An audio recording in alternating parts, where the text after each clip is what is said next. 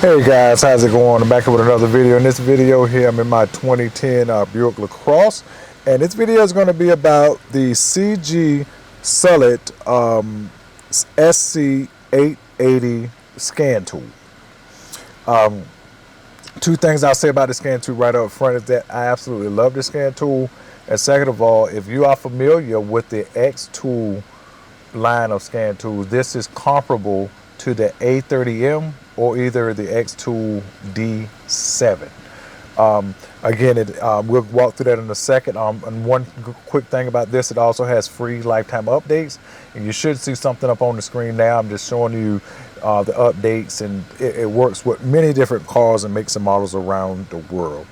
So let's get a little closer here so we can actually see this screen here pretty good. So first of all, let's just go to let's see here, maintenance. This is what I want to go to. Basically, maintenance is like the special functions menu. So if you go into maintenance and watch how many special functions it has: 4, 8, 12, 16, 20, 24, 25 special functions.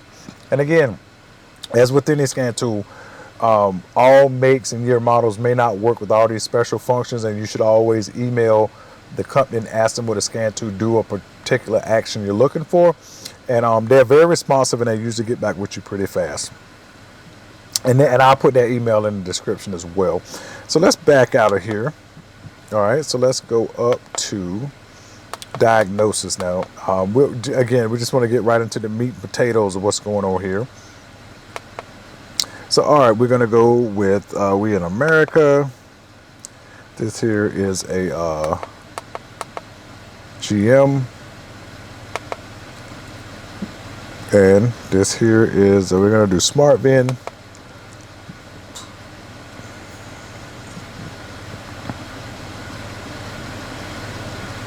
All right, it's pulling up, it's loading. It has a nice size screen on it, everything is loaded. Hit yes.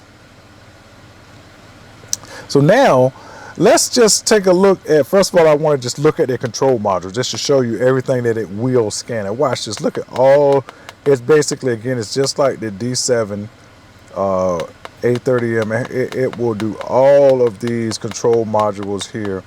As you see, it will scan them all. And so what we're going to do, we're going to back out and do a quick scan on the car. Let's back out, and we're going to go back up to quick scan. Let's check it out. All right, I got the big 3.6 LLT.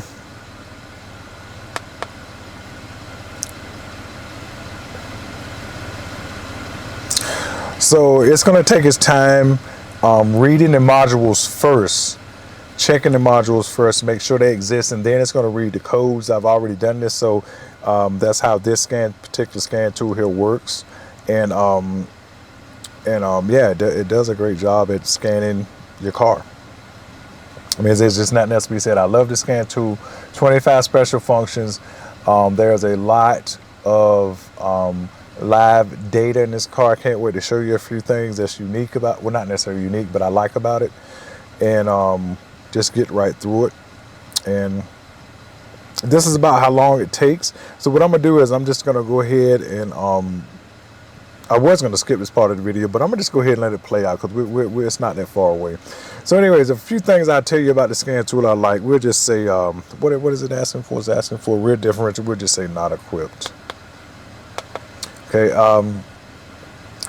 Yeah, the scan tool, one thing I like about it, I like that it's a standalone scan tool because, again, I'm trying to move away from stuff that's app-based because I don't mind if I get this dirty right here a little bit. If I'm out here working on my car and got a little grime or grease on my hand or something, for example. But if you have your phone out trying to do stuff and say do evap, purge, solenoid valve tests and things like that, your hands may be dirty or something else dealing with the car. So yeah, so again, that's one thing I like about this. Is smaller than the D8, but again, I would use this scan tool a lot. It's lightweight. The screen, it has a 4.3 inch screen if I recall right, and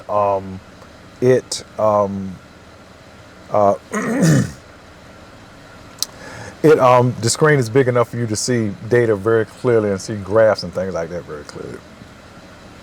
And again, I put it up in the beginning of the video, and I'll say it now, is that the SCANTOOL right now is on sale at Amazon. It has a $15 off coupon that you can clip on Amazon, and if you use my link in the description and my code in the description, you will get an additional 5% off. And that is an affiliate link of mine in the description, so you'll be supporting the channel if you were to use that affiliate link to buy this or anything else from Amazon.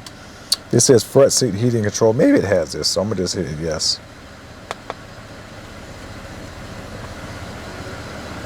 And then once it gets through this part here, it takes not a lot of time to read the actual fault codes, and that's what it's going to do next. So I guess this right here does it in 2 steps, I believe. It seems like my other scan tools, they just run through and do everything in one when you hit quick scan. So now that's actually reading codes. In my car, it's going to be a lot of body control module codes because, again, well, I changed out all the bulbs in this car, the interior and in the trunk and the reverse lights and the plate lights to LED bulbs. So the car's expecting, like, I think 3 volts versus maybe whatever voltage they have. So again, it's going right through, and we'll check it out. We'll see how it goes, and you can save your data. We'll take a quick look at some live data. And again, again, like I said, the 2 things I can say about the SCANTOOL is I absolutely love it, and it is comparable to the XTOOL A30M or the XTOOL D7. It's in that price range. It costs a little bit more than the A30M, but less than the D7. And additionally, right now, again, the coupon code, $15 off, plus you use my code and my affiliate link in the description, you will get an additional 5% off. So all right, we're scanning here. It's going not too bad. And this is what you would expect from a scan tool of this caliber, to be able to read all the modules, to be able to give you fault codes of these modules and that sort of thing, and to have the level of live data that I'm about to show you that it has as well. I'm just going to do a quick dive into that and show you a few things that just show you how it looks once this finished here. So it's finished. So as you can see, all of these modules here got scanned, and you see fault codes in some and some not, which makes sense because, again, this car is 10 years old, and a lot of times it's just like some flaky little voltage issue. It's not really anything seriously wrong here. So first of all, let's go to the engine control module. 2-wheel front drive.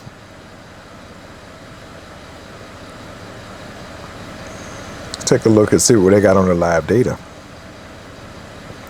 So let's go to data display. This is what you would see instead of live data display. All right, so all of this data from these systems, they have a lot of data from these systems. Let's just take a look here. Let's look at my misfire data really quick, because I know this car got some misfiring, because I think maybe because this engine here is known to have some time retaining issues, it might be maybe a quarter or a half a tooth off, I guess, so to speak. And so I do know this car has some sort of misfire, but it really doesn't affect the drivability. I'm gonna just take a quick look. See what we got here.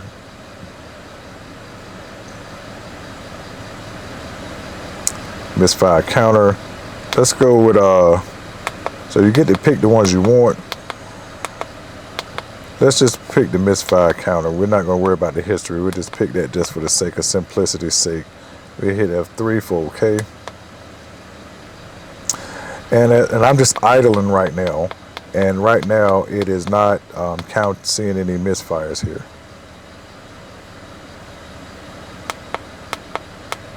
Let's see here. Yep. Like I said, you don't normally see them. If you let it run long enough, you might see like a misfire. It ain't, but like it only be like a handful. It's not like it's misfiring left and right. Maybe this could be something else too. That's just my guess what I think it is. So let's go to graph. No, well, let's just not go to graph. So let's just go find some data that's actually going to give us a graph here. So one other thing, I'll show you this real quick. Let's go to engine data. Let's take a look at my fuel trim data, and you'll see what I'm talking about. We'll take a look at the fuel trim data here.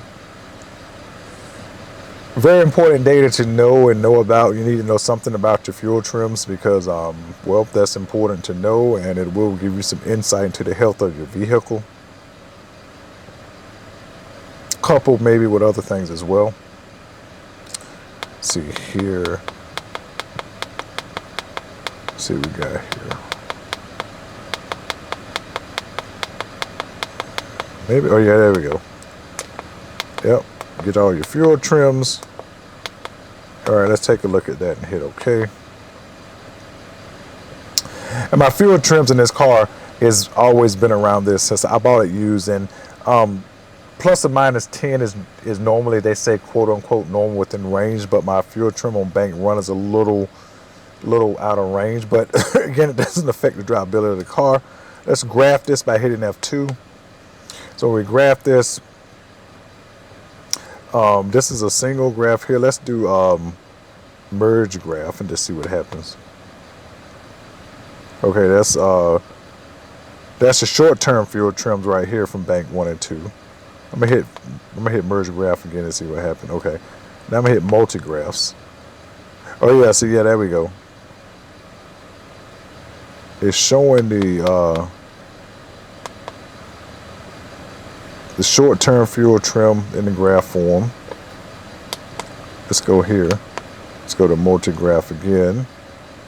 Short-term fuel trim. I'm trying to figure out how to get to the multi-graphs. I'm just trying to see if I can figure out how to get to the okay, let's back out for a second here. Oh, I see why. Maybe let's go down to long term and hit graph. Oh yeah, see, whichever one you click, that's the one that's gonna graph. So it seems like it'll graph like the two fuel trim. So that makes sense. Nice. All right, so that's what that looks like.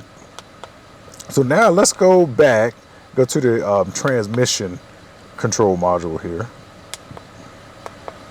Take a look at this. I'm going to show you something I think is important here to know.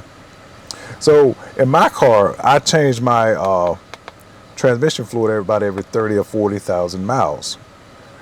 And this thing gives you data from all these modules here. We're not going to walk through that, but again, it shows you data. Lots of live data. That's one thing that's good about this. It shows you lots of live data. All right, so let's go ahead and see here what we got. So